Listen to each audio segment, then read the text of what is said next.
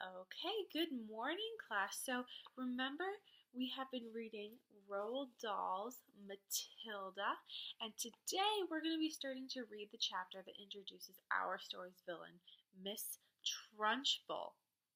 So who can tell me one thing that's happened in this story?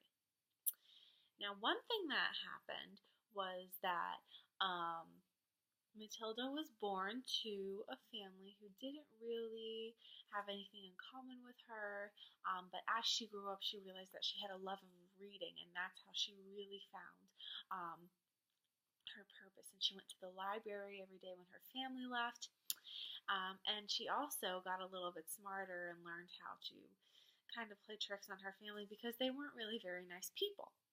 But as Matilda got older, her parents actually let her go to school. So we saw her on her first day of school. Remember how she got all of the answers right that Miss Honey asked. So this is where we're picking up today. Miss Honey just realized how incredibly brilliant Matilda is, and way too brilliant to be in kindergarten or in this primary grade. So I want you all to turn to page 82 of your book, and today for our activity we're just going to be reading the first paragraph. So first I'm going to read it to you out loud, so I'd like everybody to point to the first word at the top right here. Alright, so I'm going to read for you, okay? In the interval, Miss Honey left the classroom and headed straight to the headmistress's study. She felt wildly excited. She had just met a small girl who possessed, or so it seemed to her, quite extraordinary qualities of brilliance.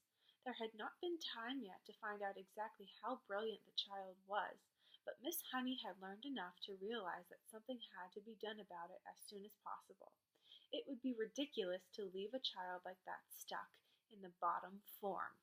All right, so now we've read that, and now I want us to all read it together. And we're going to read it chorally. And I want you, if you heard my voice, what was I doing with my voice? And the students would answer. Yeah, so I was using inflection. I was giving emotion when I was reading. So I want you all to try to do that while we read it all together. Okay? So we're going to read it all together. And in the interval, Miss Honey left the classroom and headed straight for the headmistress's study. She felt wildly excited. She had just met a small girl who possessed, or so it seemed to her, quite extraordinary qualities of brilliance. There had not been time yet to find out exactly how brilliant the child was, but Miss Honey had learned enough to realize that something had to be done about it as soon as possible. It would be ridiculous to leave a child like that stuck in the bottom form. So what's Miss Honey doing? Right, she is going to talk to the headmistress, who is Miss Trunchbull, about Matilda. So what do we think is going to happen if we know that Miss Trunchbull is the villain? Do we think it's going to be good? Probably not. But we are going to look at this first paragraph, and we're going to try to just get to understand it a little bit more and understand the meaning of the words in it. And we're going to be doing something called a cloze reading. So cloze reading is just when we are filling in the blanks, when words are taken out of the sentences. So I want everyone to close their books so we can't see what we're doing. And I just am going to put on the projector the first sentence in our story. And the first sentence is, and if you'll look, I left a blank here. Now, I need to know what word goes there. So I have two choices here, either left or phone.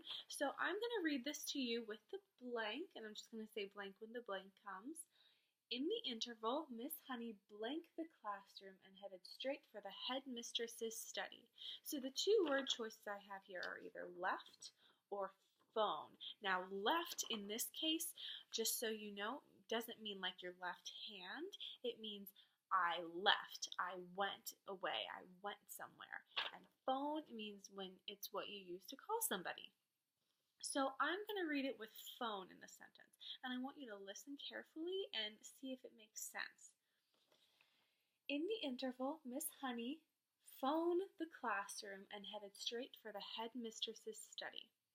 Now, I want you to think about it, and when you have an answer, I want you to tell me if that sentence made sense to you. So I want you to think about it for a minute, and then we're going to talk about it. Okay, so that sentence didn't make sense because phone could be a verb, and we know that a verb goes here, which is an action word, but phone couldn't really be the answer because we know that this sentence is in past tense because of the word headed. So that's why it doesn't make sense. Now, is left in past tense? Yes, absolutely. So I'm going to read it with the word left. In the interval, Miss Honey left the classroom and headed straight for the headmistress's study. And that sounds right. So I would write the word left right here. So very good, everyone. Now what we're going to do is I want to show you this worksheet you're going to be using now. What do you notice about it? Does it have all of the words? No. So you and a partner are going to be filling in the words. Now I have a word bank down here, but I don't see any words here, so I think you're going to have to fill them in.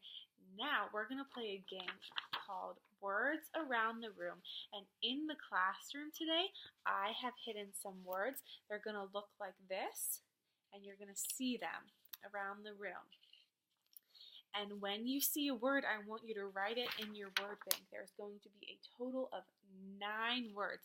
And you're going to be doing this with a partner, so you're each going to get one paper, but you're going to be working together. So I'm going to hand those out now. Handing them out. Okay, so I'm going to give you about a minute to do this. Okay, so at this point the students are looking around the room, and I'm going to give them about a couple minutes to look independently, and then if I see students who are struggling, I would kind of point them in that right direction so they have their word bank so they can sit down and start working on the worksheet. And I would give them about 5 minutes to do this, and I would tell them, like we did before, to look for the clues in the sentence, to look at the context, to look at the tense, and just to really, really try to figure that out. And if I see students who are struggling, I would circulate and I would try to give them a little bit of help. And then I would give them about 5 minutes, and then I would say, all right, class, so I want everyone to return to their seats, and we're going to go over our passage, okay? Now, so we already have the first sentence filled in, so now we're going to look at the second sentence. So I want someone to come up to the board and read this for me, and read it with the word that you put in the blank. And I would pick somebody who I know is correct. Okay. All right, so you picked the word, she felt wildly excited. Now, what does excited mean? Excited means that you're really, really happy about something. So that definitely makes sense there. Very good. So we would just kind of go through the rest of that. And then we would kind of go through the rest of the words. And I would have the students come up and go through each word and talk about it and talk about why they put it there and the clues that they looked for. For instance, the next sentence is, she had just met a small girl, which is one of the words they filled in, who possessed, or so it seemed to her, quite extraordinary qualities of brilliance. So the word small makes sense because we know that Matilda is small. So that's how we know that that word makes sense there. And we know that small means something that is tiny, and Matilda is a small child, so that makes sense. And the next word that we have was quite. So in that same sentence, it is, she had just met a small girl who possessed, or so it seemed to her, quite extraordinary qualities of brilliance. Now, quite's a little bit of a tricky word, and it just kind of means, so if I'm saying that she's quite extraordinary, she's very extraordinary. She's more extraordinary than normal. So that's what that means, and that's why that makes sense in that sentence. Now I'm going to say that they all have filled in, that we filled it in and talked about it, and then I'm going to read it again. So class, so now that we filled it all in, I'm going to read this, and I want you all to follow along and listen to the inflection that I'm using and listen to the emotion that I'm using while I'm reading. Okay? All right, here we go. Make sure you're following along. In the interval, Miss Honey left the classroom and headed straight for the headmistress's study. She felt wildly excited. She had just met a small girl who possessed, or so it seemed to her, quite extraordinary qualities of brilliance. There had not yet been time to find out exactly how brilliant the child was, but Miss Honey had learned enough to realize that something had to be done about it as soon as possible. It would be ridiculous to leave a child like that stuck in the bottom form. All right, so I want you all to listen to how I'm reading, and now what we're going to do is I want you to get with your partner again, and we are going to practice reading our passage again to each other, okay? So for this, we're going to be practicing our reading fluency. We're going to be practicing our emotion in our reading. And don't worry too much about getting every single word right. What we are focusing on is that inflection, is that emotion in your reading. And I'm going to be listening to that. And after you finish the first passage, I want you to talk to your partner about what you think is going to happen in this chapter.